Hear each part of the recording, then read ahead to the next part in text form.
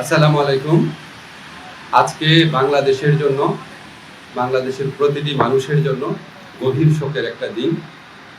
আজকে বাংলাদেশের 3 বারের সাবেক প্রধানমন্ত্রী, গণতন্ত্র, সার্বভৌমত্ব এবং বাংলাদেশের মর্যাদা রক্ষায় অতন্দ্র প্রহরী, আপসীর নেত্রী বেগম খালেদা জিয়া ভোর 6টার সময় শাহাদত বরণ করেছেন। ইন্না লিল্লাহি ওয়া ইন্না ইলাইহি রাজিউন। গোটা জাতির মতো আজকে আমাদের সরকারে যারা আছেন আমরাও গভীরভাবে শোকাভিভূত। এই শোকের পরিবেশে আজকে বিশেষ আয়োজনে প্রধান উপদেষ্টার সভাপতিত্বে উপদেষ্টা পরিষদের একটা বিশেষ সভা অনুষ্ঠিত হয়েছে।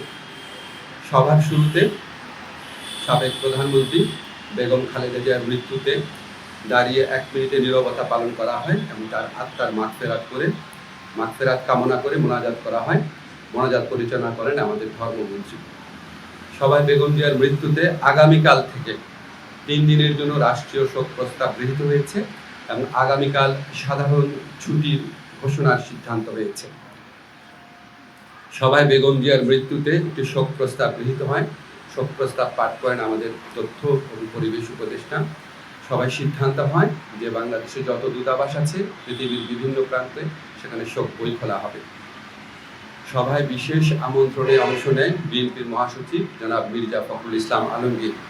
তিনি সাবেক প্রধানমন্ত্রী বেগম খালেদা জিয়ার পক্ষ থেকে বেগম খালেদা জিয়ার পরিবার এবং দলের পক্ষ থেকে অন্তর্বর্তীকালীন সরকারের প্রতি কৃতজ্ঞতা প্রকাশ করেন এবং বেগম জিয়ার নিরাপত্তা সহ সকল ক্ষেত্রে প্রয়োজনীয় সহযোগিতা প্রদান করার জন্য ধন্যবাদ জানান।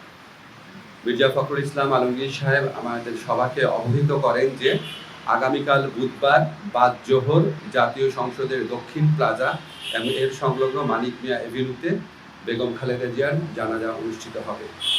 জানাজার পর তাকে শহীদ রাষ্ট্রপতি, বীর মুক্তিযোদ্ধা রাষ্ট্রপতি জিয়াউর রহমানের পাশে দাফন করা হবে।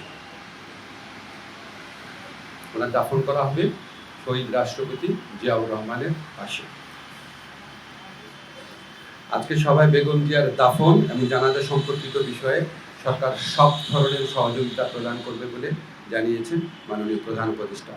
মাননীয় প্রধান উপদেষ্টা ডক্টর মোহাম্মদ ইউনূস সভায় বেগম জিয়ার বিষয়ে বিভিন্ন স্মৃতিচারণ করেন। একটা কথা বলতেই হচ্ছে যে উনি আমাদেরকে মনে করিয়ে দেন, শেষ যখন দেখা হয়েছিল বেগম জিয়া ওনার সাথে একান্তে অনেকক্ষণ কথা বলেছিল। আপনারা জানেন সেনা সদরে যে অনুষ্ঠিত হয়েছে প্রোগ্রাম, সেখানে উনি অত্যন্ত উৎফুল্ল ছিলেন, সবার সাথে কথা বলেছেন এবং উনি সেগুলি স্মৃতিচারণ করেছেন মাননীয় প্রধান উপদেষ্টা। এবং উনি এটা বারবার বলেছেন যে আজকে এরকম এই জাতির এই বিশেষ মুহূর্তে আমাদের বেগম খালেদা জিয়ার উপস্থিতি অনেক প্রয়োজন ছিল। গোটা জাতি ওনার জন্য দোয়া করেছে, আল্লাহর ইচ্ছা উনি চলে গেছেন। কিন্তু বাংলাদেশের ইতিহাসে, বাংলাদেশের প্রতিটি মানুষের হৃদয়ে, বাংলাদেশের প্রতিটি আত্মমর্যাদাশীল গণতন্ত্রকামী দেশপ্রেমিক মানুষের হৃদয়ে ওনার অবস্থান অক্ষয় অবিনশ্বর হয়ে থাকবে।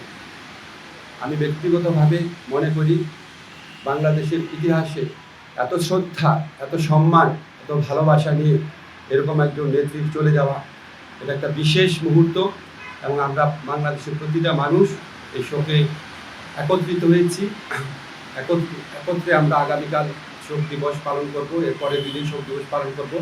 সবাই আমরা বেগম খালেদা জিয়ার প্রতি যথার্থ সম্মান প্রদর্শনের জন্য ওনার যে জানাজা হবে এবং ওনার যে দাফন কাজ হবে সেটা আমরা অত্যন্ত শৃঙ্খলার সাথে ভাবগাম্ভীর পরিবেশে আমরা আমাদের সবার দায়িত্ববোধ থেকে সুশৃঙ্খলভাবে এই অনুষ্ঠানগুলো আমরা দাফন এবং জানাজার যে কর্মসূচি রয়েছে সেগুলো আমরা পালন করব, এই প্রত্যাশা আমরা ব্যক্ত করছি। ধন্যবাদ।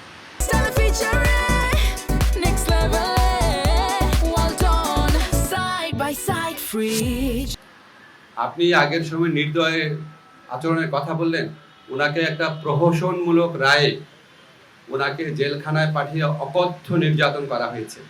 বেগম খালেদা জিয়াকে যেই মামলায় দোষী সাব্যস্ত করা হয়েছে, এটা যে প্রহসনের একটা রায় ছিল, এটা যে একটা সম্পূর্ণ সাজানো রায় ছিল, এটা আমাদের সর্বোচ্চ আদালতের আপিল এবং রিভিউর মধ্যে দিয়ে প্রমাণিত হয়েছে। সর্বোচ্চ আদালত সুপ্রিম কোর্টের আপিলের ডিভিশনের রায়ের মধ্যে বারবার বলা হয়েছে যে বেগম জিয়াকে যেই মামলায় সাজা দেওয়া হয়েছে সেটা সম্পূর্ণ রংলি, উদ্দেশ্য প্রণোদিতভাবে জিজ্ঞাসাপ্রসূতভাবে ওনাকে সাজা দেওয়া হয়েছিল।